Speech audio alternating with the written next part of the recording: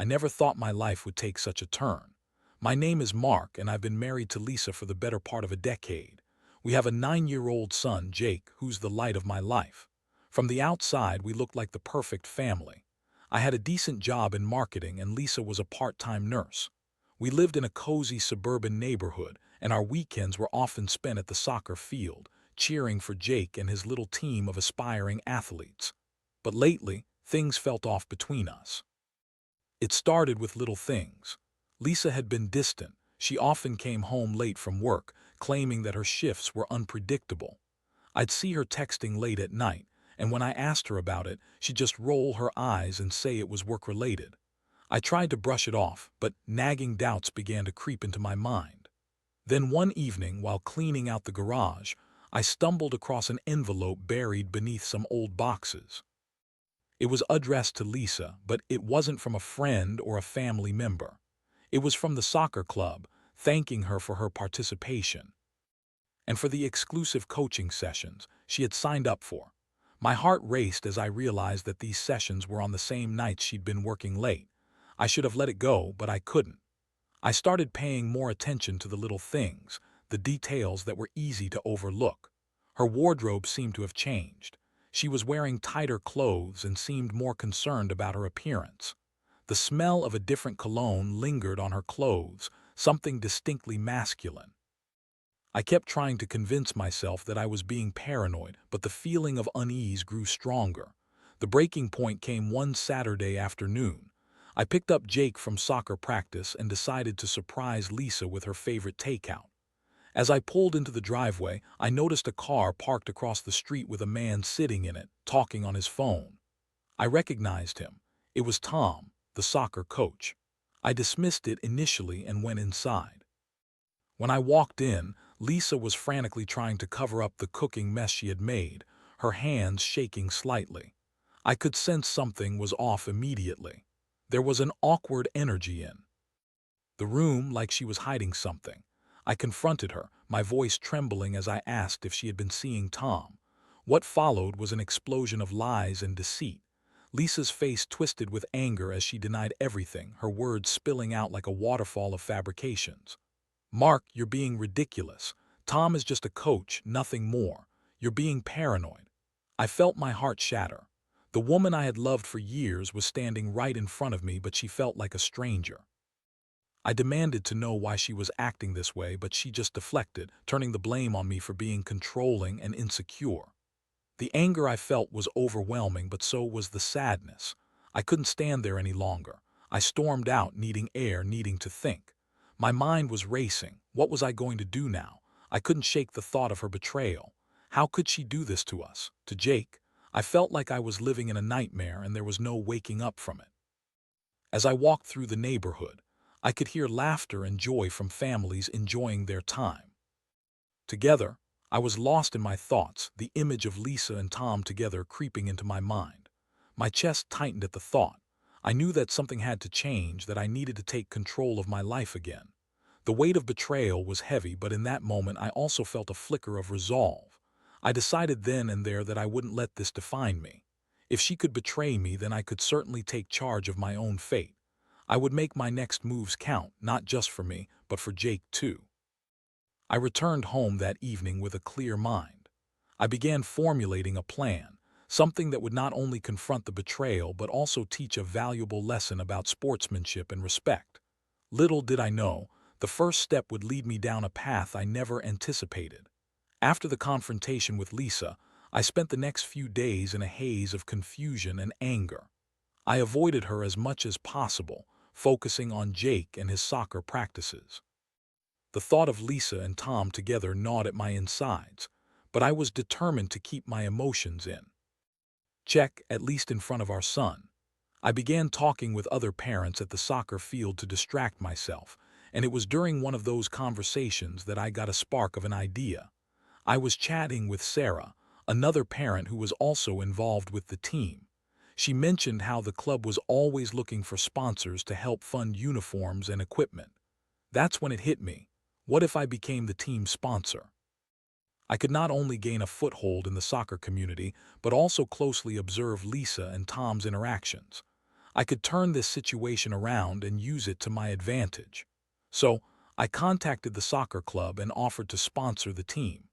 They were thrilled, and it felt like a much-needed win in the midst of chaos. As the sponsor, I started to attend all the games and practices with renewed energy. I wanted to create an environment built around respect, teamwork, and sportsmanship, not just for the kids but also for myself. I reflected on how Lisa's actions had put a stain on that very idea, and I was determined to show the kids, my son included, that sportsmanship extended beyond the field into our daily interactions and relationships. During practice, I took the opportunity to talk to the kids about respect and integrity. I could feel Lisa's eyes on me, filled with confusion and perhaps a hint of regret. I seized the chance to make my presence felt. Each time I spoke, I looked directly at her, reminding her of the values we once shared. As the weeks passed, I noticed Lisa becoming increasingly uneasy. She would often linger after practices, talking with Tom, but her demeanor was different. It was as if she felt the weight of her choices bearing down on her. I noticed her glancing at me, possibly looking for signs of anger or frustration, but I was calm. I focused on the kids and what I could teach them. One day after practice, I decided to go a step further. I called for a team meeting, and as the kids sat down, I laid out a plan for a mid-season tournament. I wanted to emphasize not just winning, but the importance of playing fair and being a good sport. Lisa rolled her eyes, but I could tell she was listening. Respect is our playbook, I told the kids. It's what will guide us on the field and off. If we can support each other, we can accomplish anything. I looked at Lisa again, and this time, her expression softened. I could see her grappling with her own feelings. I started to involve Jake more in this initiative, encouraging him to help me organize team events and workshops about sportsmanship. The more time I spent with him, the more I realized just how much I wanted to be a role model for him, especially in the wake of Lisa's betrayal. One Saturday evening, the team had a charity event where we would raise money for underprivileged kids to join the soccer program. I worked tirelessly to make it a success, reaching out to local businesses for donations and support. Lisa volunteered to help, and while I was initially hesitant, I figured it was an opportunity to assess her commitment to the family and our shared values. As we worked together, I saw glimpses of the woman I married, laughing, making jokes, and connecting with the community. It was confusing. I couldn't ignore the hurt she'd caused, yet I couldn't deny the memories of happier times creeping back in. At the charity event, Lisa and I were forced to collaborate. We set up booths, interacted with other parents, and even managed to put on a small exhibition match. I witnessed her passion for the sport and the kids, and it stirred something in me, a sense of longing and the possibility of reconciliation. Yet every time I caught her eye, a wave of anger and betrayal would wash over me, reminding me of the betrayal I had endured. It was a conflicting battle within me. Should I confront her again about Tom or allow this new development to forge a path back to her? I started to realize that my initial plan for revenge was morphing into a more complex journey of self-discovery. It was no longer just about making her feel the impact of her betrayal. It was about finding my own strength and learning to navigate my feelings for her while being a pillar for Jake. The emotional labyrinth I found myself in was dizzying, but I was committed to seeing it through. I had unintentionally stepped into a role that demanded integrity and pride, not just for me, but for the kids I was guiding. And I finally understood that perhaps respect was not just the playbook for soccer. It was the very foundation of every decision I was about to make in the coming weeks. As the charity event wrapped up, I was filled with a mix of fulfillment and dread. We had raised a significant amount of money, and the community's response was overwhelmingly positive. I could see the pride in Jake's eyes, and it reminded me of why I was doing all of this. But the reality of my situation with Lisa loomed over me like a dark cloud that wouldn't budge. The following week, I was taking Jake to soccer practice when I saw Lisa talking to Tom in a corner of the field. They were laughing, and it felt like a dagger to my heart. I gripped the steering wheel tightly, my knuckles white. Was she still seeing him? I had worked hard to create an environment centered around sportsmanship and respect, but at that moment, all I could feel was betrayal. I took a deep breath and tried to shake off the anger as we got out of the car. I wanted to approach the situation calmly, but the sight of them together ignited something primal within me. After practice, I approached Lisa while Jake was busy chatting with his teammates. "Can we talk?" I asked, my voice steady but laced with the tension I was feeling. She looked at me, her expression shifting from surprise to annoyance. "What now, Mark? I'm busy," she replied, brushing me off like I was a pesky fly. "Busy talking to Tom, is that what you mean?" I shot back, unable to contain the edge in my voice. Lisa crossed her arms defensively, her brow furrowing. "You don't know what you're talking about. Tom is just a coach and you're being ridiculous," she snapped, her tone dripping with irritation. I decided to keep my cool. "It just seems like you're spending an awful lot of time with him. You used to spend that time with us, remember, with me and Jake." She rolled her eyes, a familiar action that now felt loaded with contempt. "Don't twist this around, Mark. You're the one who's been acting strange ever since you started this sponsorship thing. Trying to be the super dad or whatever," she said. "I'm doing this for Jake. He deserves to see us support each other, even if you don't think we can make this work anymore," I replied, my voice rising slightly. Lisa shook her head, a smirk creeping onto her face. "You think you can just be the hero, don't you? You can't just fix everything with a soccer ball and a pep talk." Her words stung, but I refused to back down. I had to stand my ground. "It's not about being a hero, Lisa. It's about being responsible and showing Jake what it means to have respect for each other, even when things get tough." For a moment there was silence between us, the tension hanging thick in the air. I could see the flicker of uncertainty in her eyes, but she quickly masked it with her usual bravado. "Respect? That's rich coming from you," she said dismissively. "You're just trying to play the victim here." I clenched my fists, feeling the anger bubble beneath the surface. "I'm not trying to play the victim, Lisa. I'm trying to be a father, and you need to figure out what you want. Do you still want us to be a family, or are you going to keep playing games with Tom?" Her expression shifted again, anger giving way to something softer, perhaps guilt or remorse. "Mark, it's not that simple. I'm trying to find my own way too." I could feel my heart softening at her admission, but I was still not ready to let her off the hook. "Then let's figure it out together. No more hiding, no more lies, just honesty." She hesitated, and for a brief moment, it felt like we could actually have a real conversation. But then she shook her head. "I don't know if I can do that right now. Maybe you should just focus on your little project here," she said, gesturing around the field, her voice tinged with sarcasm. I watched as she turned away, leaving me speechless. I didn't know what more I could say.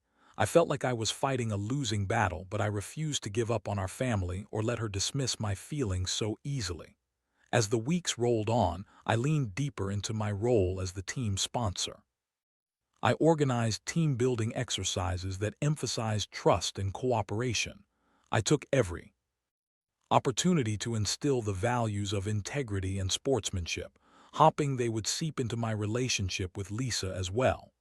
Each practice was an exercise in self-control as I watched her interact with Tom from a distance. At first, I wanted to confront Tom directly, to give him a piece of my mind, but I hesitated. I didn't want to make a scene, especially in front of the kids.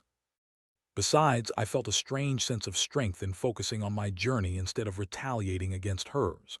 I poured my heart into the kids, and in those small victories I found a semblance of healing.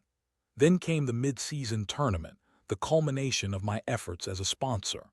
I wanted it to be a celebration of everything I had been trying to teach, not just for the kids, but for myself as well. I asked Lisa to help with the arrangements, hoping it might bring us closer. She reluctantly agreed, and for the first time in a long time we started working side by side again, albeit with an awkward tension. As the tournament day arrived, excitement filled the air. The field was alive with laughter, cheers, and the smell of hot dogs grilling nearby. I watched as Jake and his teammates took the field, their faces beaming with anticipation. I was proud of what I had accomplished, even if it was overshadowed by the turmoil with Lisa. In that moment, I realized that my journey was not solely about revenge or anger. It was about rediscovering my own strength and redefining what family meant to me. I was not just a husband and a father. I was a man committed to standing tall in the face of adversity. I understood now that respect was not just a playbook. It was a lifeline, guiding me through this emotional storm. But as I stood there watching my son enjoy the tournament, I couldn't shake the feeling that this was just the calm before the next storm. I was on the verge of a breakthrough, but Lisa's past choices still lingered heavily in the air, waiting to be confronted. I knew that eventually I would have to face her and Tom directly. But for now, I was determined to focus on the positive and embrace the lessons I was learning, one practice at a time. The mid-season tournament turned out to be a resounding success. The kids played their hearts out, and it was inspiring to see them embody the values I had worked hard to instill: teamwork, respect, and sportsmanship. As the day progressed, I felt a sense of pride that surpassed my earlier expectations. Jake scored 2 goals, and the look of joy on his face was worth every ounce of effort I had put into this sponsorship. But amid the cheers and celebrations, my heart was still heavy with uncertainty about Lisa. As the tournament came to a close, I noticed her standing off to the side, watching us with a mix of pride and melancholy. I wanted to approach her, to bridge the chasm that had formed between us, but I hesitated. The truth was, I was scared. Scared of what I might say and how she might respond. After the last game, we gathered together for a quick awards ceremony.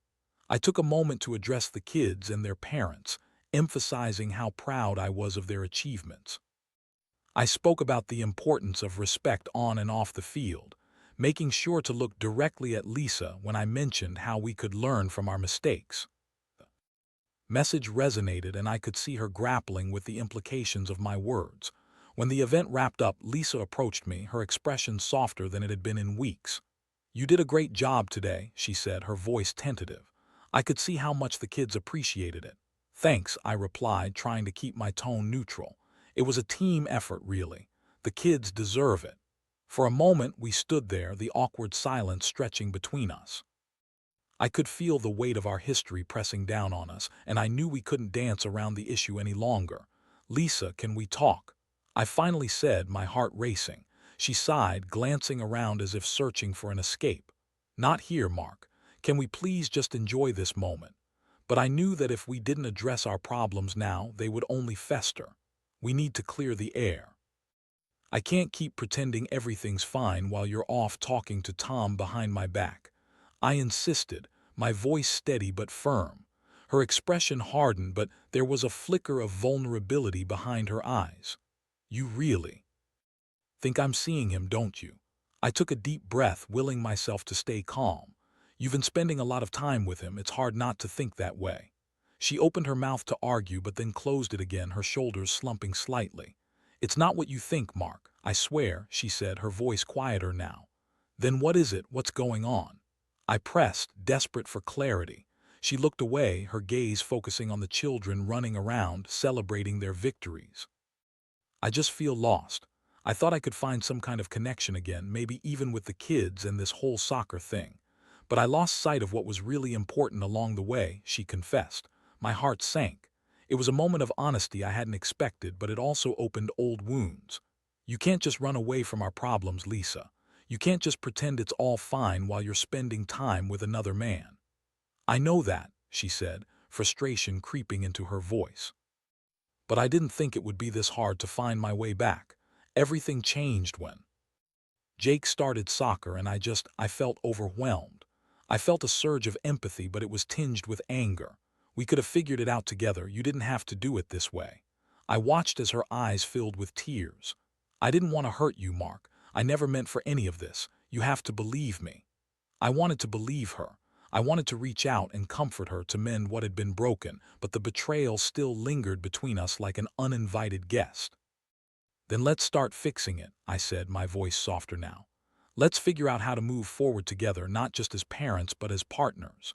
Lisa nodded slowly, and for a moment it felt like we were on the same page again. But then the weight of doubt crashed back over me. Will we truly be able to navigate this together, or was this just another illusion? As the sun began to set, casting a warm glow over the field, I felt a glimmer of hope. Perhaps we could work through this. Perhaps the respect I had been preaching could extend to our relationship as well. But a shadow of doubt still loomed. That evening when we returned home, I tried to keep the conversation light for Jake's sake. We watched a movie together and I made an effort to engage with both of them, cracking jokes and sharing popcorn. But every time I caught Lisa's eye, I felt a mix of longing and trepidation. After Jake went to bed, I found myself sitting at the kitchen table, staring at the remnants of our dinner. Lisa joined me and we fell into an uncomfortable silence. "Do you really think we can make this work?" she finally asked, her voice breaking the stillness. "I don't know, Lisa. I want to believe we can," I admitted, feeling the weight of honesty settle over me. "But it's going to take time and it's not going to be easy." "I'm willing to try," she said, her expression earnest. "I don't want to lose you or Jake. I want us to be a family again." I nodded, my heart aching at the thought of our family being torn apart. "Then let's start with honesty. Let's promise to communicate, no matter how hard it gets." We sat in silence again, contemplating the weight of our words. In that moment, I felt a flicker of hope. We had a long way to go, but perhaps this was the first step toward healing. But just as I began to feel a sense of calm, my phone buzzed with a notification. It was a message from an unknown number. My heart raced as I opened it, only to be met with a jarring image. One of Lisa and Tom at a restaurant, smiling together, clearly more than just friends. The air around me grew heavy, and I felt the familiar sting of betrayal wash over me. I looked up at Lisa, who had just started to smile, the warmth of our conversation still lingering in the air. But now, the shadows of doubt crept back in, darker than before. I had thought we were on the right path, but this revelation shattered that fragile hope. I had to confront her again, but I also knew it wouldn't be easy. This was only the beginning of a much longer journey, and the real question was whether we would emerge stronger or fall apart entirely. The battle was far from over, and I was determined to find out where it would lead. I stared at the screen, the image of Lisa and Tom frozen in time, their smiles a stark reminder of everything I was fighting against. My heart raced as I felt a mix of anger, betrayal, and a deep sadness wash over me. I had just started to believe that we could rebuild something, and now this. "Mark, are you okay?" Lisa's voice pulled me from my thoughts, and I quickly shoved my phone into my pocket, but it felt like a weight pressing down on my chest. I was standing on the edge of a precipice, and I knew I had to confront this head-on. "I need to talk to you," I said, my voice steady but filled with a tension that made her sit up straighter. "What's wrong?" she asked, her face instantly shifting to concern. "You look pale." I took a deep breath, forcing myself to remain calm despite the fire raging inside me. "I just got a message," I started, my gaze locking onto hers. "A picture from someone I don't know." Her expression changed, a flicker of worry crossing her face. "What kind of picture?" I hesitated, weighing my words carefully. I wanted to avoid jumping to conclusions, but I also knew that hiding the truth would only lead to more heartache. "It's of you and Tom at a restaurant. You both look happy." The color drained from her face and she opened her mouth to protest, but I raised a hand to silence her. "I don't want to hear lies right now, Lisa. I need you to be honest with me. What is going on between you two?" She looked torn, and for a moment I thought I might actually see guilt in her eyes. "Mark, I can explain," she said, her voice shaking slightly. "It's not what you think. That was a work-related dinner. He's just a colleague." I shook my head, refusing to let her brush this off. "Then why didn't you ever mention it? You've hidden so much from me already. If it's innocent, why are you sneaking around?" Tears welled in her eyes, and she looked genuinely distressed. "I didn't want to hurt you. I thought it would be easier to keep everything separate while I figured things out," she confessed, her voice breaking. "Easier for who, Lisa? You or me?" I snapped, my anger boiling over. "You can't just play with my emotions like this. It's not fair." She stood up, packing the kitchen as if it would help her gather her thoughts. "I didn't want to hurt you, I swear. I thought I could handle it myself, that I could keep things separate while figuring out my own feelings. It was a mistake." "A mistake?" I echoed, incredulous. "That's your excuse? You think this is a mistake? You've been lying to me for months." "I know," she shouted back, the frustration evident in her voice. "I feel trapped between wanting to make things right and not wanting to hurt you more. I don't know what I want anymore, Mark." The admission struck me like a punch to the gut. And you think I'm okay with that? You think I can just stand here while you navigate your feelings with someone else? She looked at me, eyes wide with fear and regret. I never meant for it to escalate. Tom was just someone to talk to when I felt lonely. But it didn't mean anything. I felt my heart hardening. If it didn't mean anything, then why are you still seeing him? A moment of silence fell between us, and I could see the realization dawning on her face. She was cornered, and I could almost feel the walls closing in around her. I don't want to lose you, Mark. I don't want to lose our family, she said, her voice trembling. Then why did you let it get this far?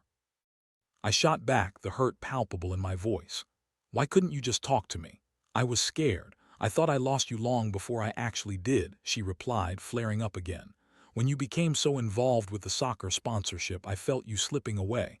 I thought I could find that connection again, but instead I just pushed you further away. I took a step back, feeling the weight of her words. So this is my fault, because I tried to be a good dad and a sponsor to the team. No, that's not what I meant. Then what? Did you mean? I interrupted, my patience wearing thin.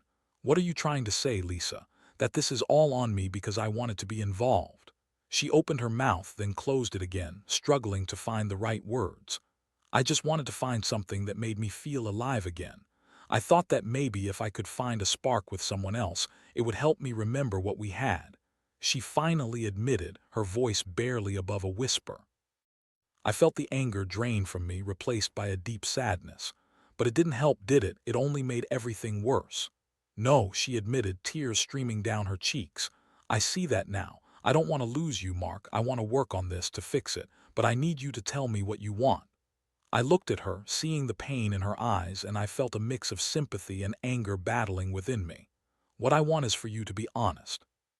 I want you to choose what you really want, and if it's me, then you have to cut ties with Tom completely.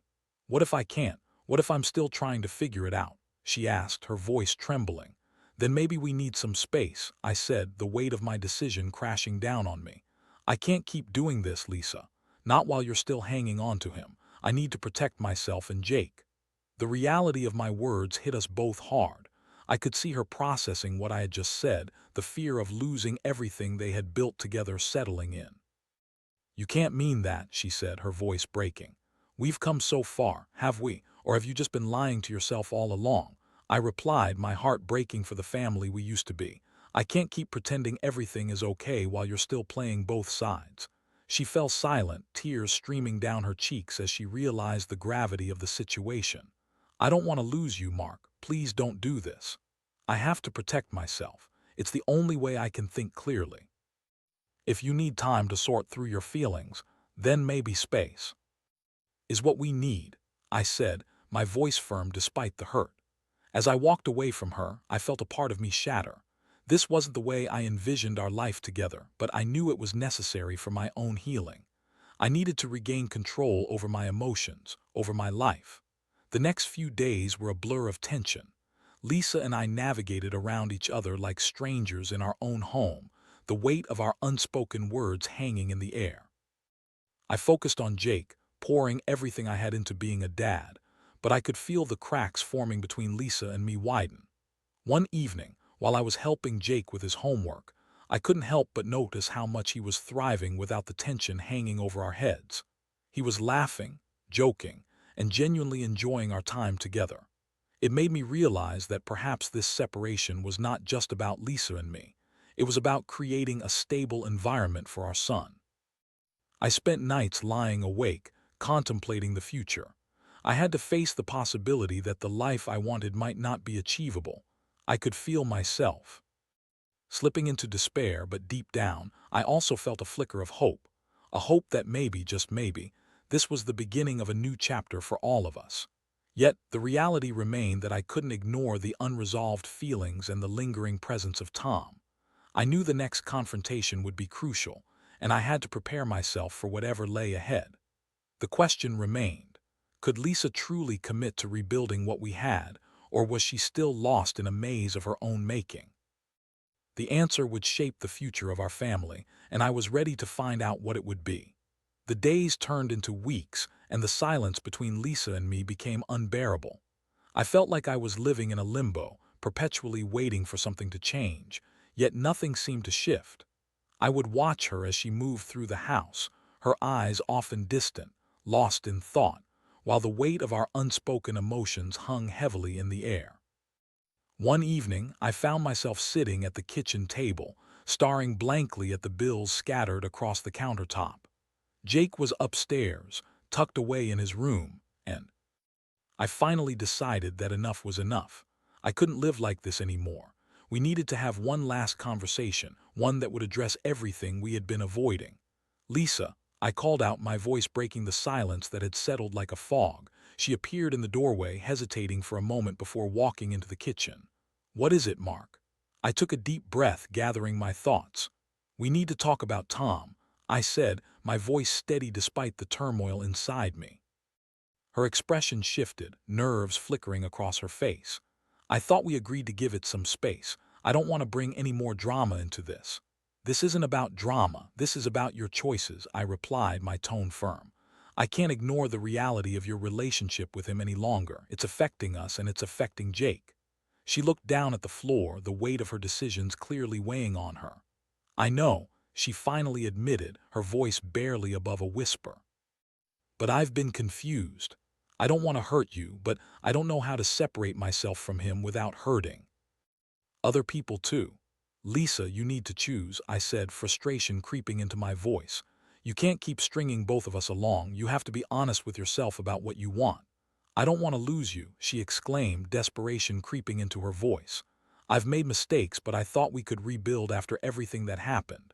I don't want to let Tom control my life. Then you need to take action. You have to cut ties with him, I declared, my heart pounding. To truly make this work, you need to prove that the choice is me and Jake. Lisa stepped back, her expression shifting from desperation to defiance. You don't get to dictate my feelings, Mark. You think it's easy for me to just sever everything. It's not that simple. I never said it would be easy, but you have to take responsibility for your choices. I countered, my anger flaring. It's not just about you anymore. This impacts our son too. She paused, her eyes glistening with tears. I need time to think, to really process all of this, she said, her voice trembling. Time is the last thing we have right now, I retorted, my frustration boiling over. We can't keep delaying this. We need to make a decision for our sake and for Jake's. A heavy silence settled between us, and I could see the battle raging in her mind. I don't want to lose our family, she whispered, her voice breaking.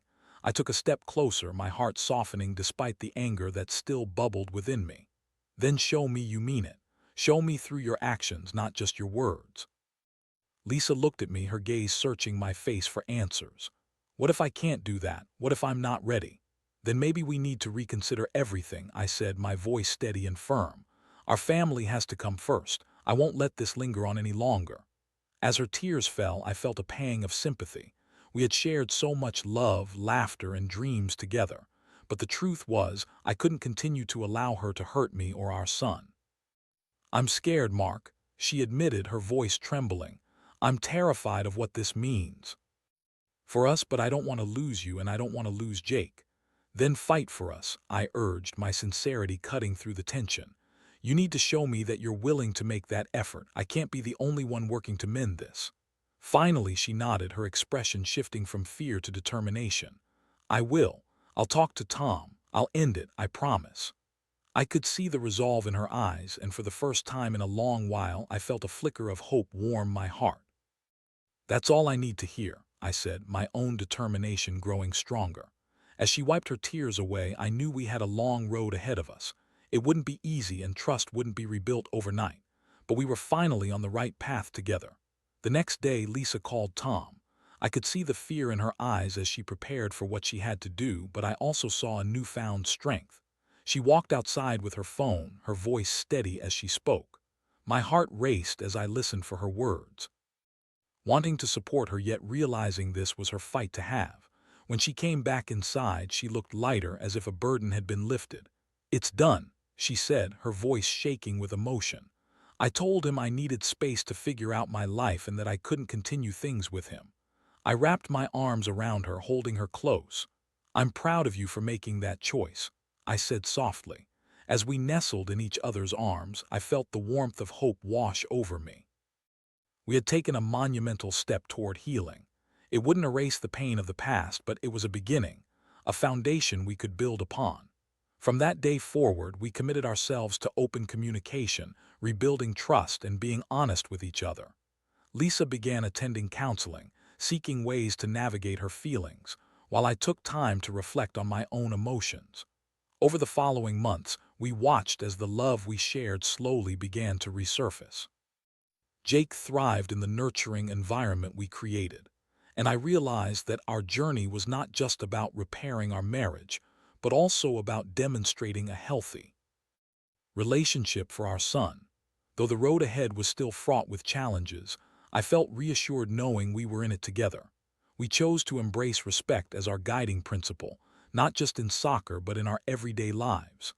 As I look back now, I see that moment of confrontation as a pivotal turning point. It forced us to confront our issues head-on, igniting a fire within us to fight for our family, no matter how difficult the road ahead would be. I learned that respect is not merely an abstract concept. It's a lived experience that shapes our relationships and our futures. And while we may not have all the answers, I now know that love can endure when we are willing to face our truths and fight for what truly matters. Our story is still being written, but I'm grateful for every chapter, knowing that our family is worth the effort.